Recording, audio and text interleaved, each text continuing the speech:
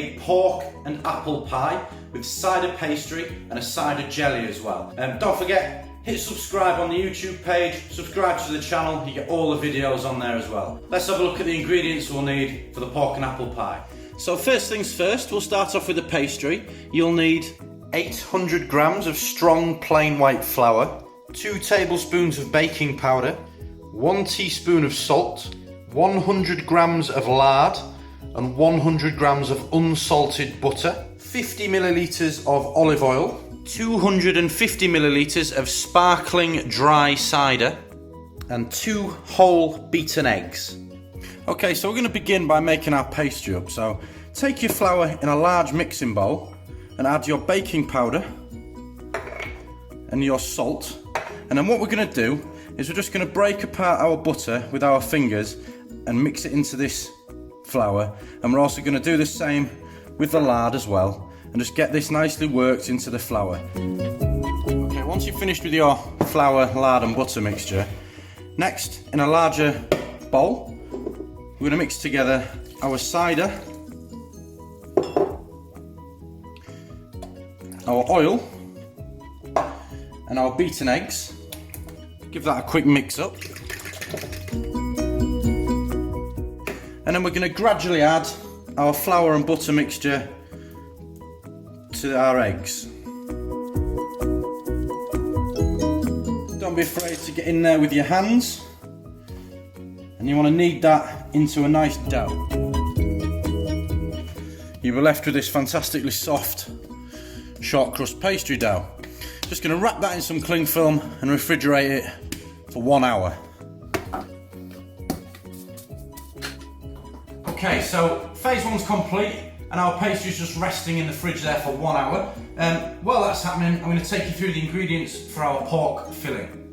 800 grams of minced pork shoulder. Always use your local butcher if you can. It not only tastes better, but also supports your local trade. 200 grams of streaky bacon, 2 Braeburn apples, 1 onion, 1 whole beaten egg, 20 grams of unsalted butter, a teaspoon of mixed herbs, and half a teaspoon of salt. So before we can do anything then, I'm going to peel our onion. I'm going to peel our apples as well. So now you've peeled your onion and your 2 apples, just going to grate them. Just make sure you don't go all the way through the apple, because the last thing we want is pips. Again, discard your apple core. I'll grate our onion. So what you are left with should look something like that. Grated onion, grated apple. So all of that then can go into a large mixing bowl along with our mixed herbs, our salt, our beaten egg, and our butter, and last but not least, our pork shoulder. Now again, it's much easier if you use your hands. Just get in there, give that a really good mix up. While you're doing so, make sure you break up your butter as well into smaller pieces. Give it a really good mix. Okay, and then lastly, once you've given that a good mix, I'm going to take our streaky bacon. This is just going to add a really lovely, smoky, salty flavour to our dish. We're just going to chop this really small.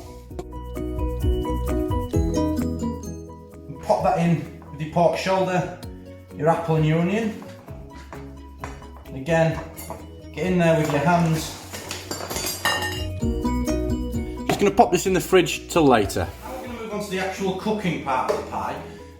Firstly, it's really important to say that what we need to do is bake blind. Get yourself a decent pie tin and something to bake blind. You can either use some dried chickpeas, dried lentils, dried rice, dried pasta. In layman's terms, baking blind just means that we're going to partially cook our pastry first. If we don't do that, then all the fat and the moisture from our pie filling is going to make our pastry really soggy. The centre of the pie is going to cook, but the pastry isn't. So baking blind just ensures that the whole pie itself gets cooked properly.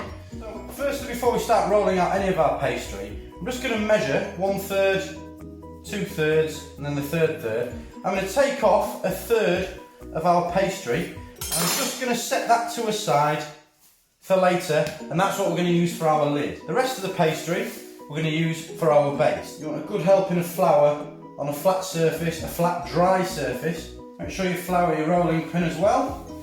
You don't want the pastry sticking to your rolling pin. And then begin to roll out your pastry. And we're looking to get something around the 5 to 8 millimetre thickness mark. I'd say that is about perfect for 1/2 centimetre. Next, we're going to grease our tin. The last thing we want to do is bake blind our pastry, and then when we come to take it out at the end after the pie is finished, it's all stuck. So get some lard or some olive oil. I prefer using lard. Use your fingers, just make sure you get the entire interior of the tin covered. Fantastic. That's a nicely greased pie tin. Sit your pie into the tin, leave at least an inch all the way around, because what's going to happen is this pastry is going to shrink as we cook it in the oven. Once you've got your pie looking like this, what I'm going to do, I'm going to take a small amount of kitchen foil, gently line the inside, again, pour in whatever we're using to blind bake. In my case it's rice, and that's just going to go into a preheated oven, 180 degrees, for about 10 to 15 minutes. So our pie base is baking blind in the oven there for 15 minutes. We're going to make our lid. So again, flour your surface and flour your rolling pin. Roll out to the same thickness as before, between 5 and 8 mil.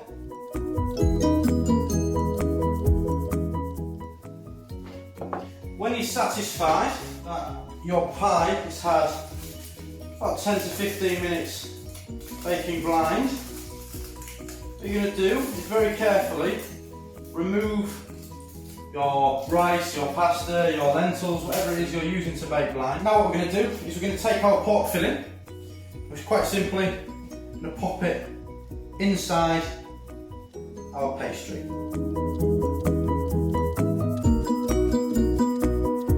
Right, that's fantastic. Our pie is now full. Again, leaving plenty of overhang. Just going to slightly roll my fingers into the pie so that we form an edge. And that pastry goes nicely into that little groove there. And taking one of our knives, just carefully cut off the excess, but again, leave at least an inch around the outside for shrinkage. So for my next trick, if you take a wooden spoon, what we need to do is make some holes in the top of our pie. That's to allow the steam out, and it's also going to allow us to pour our gelatine in there later. So I'm going to make one in the centre, I'm going to make one on the right hand side and one on the left hand side. I'm going to put one either side of centre as well. So make at least 3, you don't need to make 5, but that's how our pie is going to look. That's just going to allow that steam to release and allow us to get our jelly in there later as well. So very carefully place your pie back into the oven, 180 degrees for 30 minutes. Fantastic.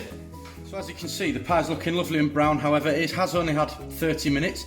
It's definitely not cooked in the middle just yet. So after your first 30 minutes, when you've taken it out, just as we have here, knock yourself up a little bit of egg wash, and then we're going to really generously egg wash all over our pie.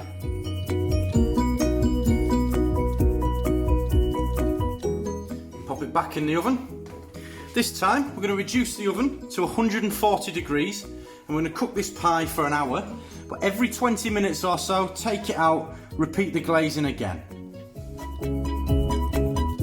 With the pie onto its last 10 minutes in the oven now then, what I'm going to do is I'm going to show you how we're going to make our jelly to go on the inside of the pie. And when the pie's finished, the jelly's going to go in, we're going to allow that to cool, and then you can either reheat it and have the pie hot, or you can eat it cold when that jelly's nice and set. So I'll run you through the ingredients you'll need for the cider jelly. 100 ml of chicken stock, 300 millilitres of sparkling dry cider, 75 grams of caster sugar, and 6 sheets of the leaf gelatine. What I've got here is 6 sheets of leaf gelatine and a bowl of water. So I'm just going to soak this gelatine in the water for approximately 5 minutes. While I'm doing that, into a pan on a very, very low heat. Pop our 100 ml of chicken stock in there, our dry cider and our 75 grams of caster sugar. Just going to give that a stir up and get that sugar dissolved in the cider and the stock. As I say, it's essential that this does not boil, because what will happen is it will ruin the gelatine and make it pretty much impossible for us to get it to set. Fantastic. It's got a lovely glaze on the top of the pie there. So the next thing I'm going to do, very carefully, I'm going to transfer our gelatine mixture just into something that makes it slightly easier to pour from. And then, this is the important bit, if you have a funnel, use a funnel. Place the funnel in the holes you have and then gently pour very slowly, bit by bit, your gelatine into the holes. If not, use a steady hand and we're going to pour directly into the holes as accurately as we can. So pour a bit, then wait, and it'll soak into the pie. And just keep doing that. It'll take you 5 or 10 minutes, and you want to get as much of this as possible into the pie as you can. That's going to set as it cools all around that pork. Okay, I've got just about as much gelatine inside the pie as I can. I'm going to allow this to cool to room temperature now, probably take an hour or two, and then I'm going to place this into the fridge, ideally overnight. If you wanted to eat the same day, give it at least 4 or 5 hours. That's just going to really allow that gelatin to set in there and allow that pork pie to cool. After that, you can then reheat it in the oven if you want, half an hour, 45 minutes, or you can eat it cold. It's just as good either way. And then enjoy your pie with whatever you want to have it with. Enjoy!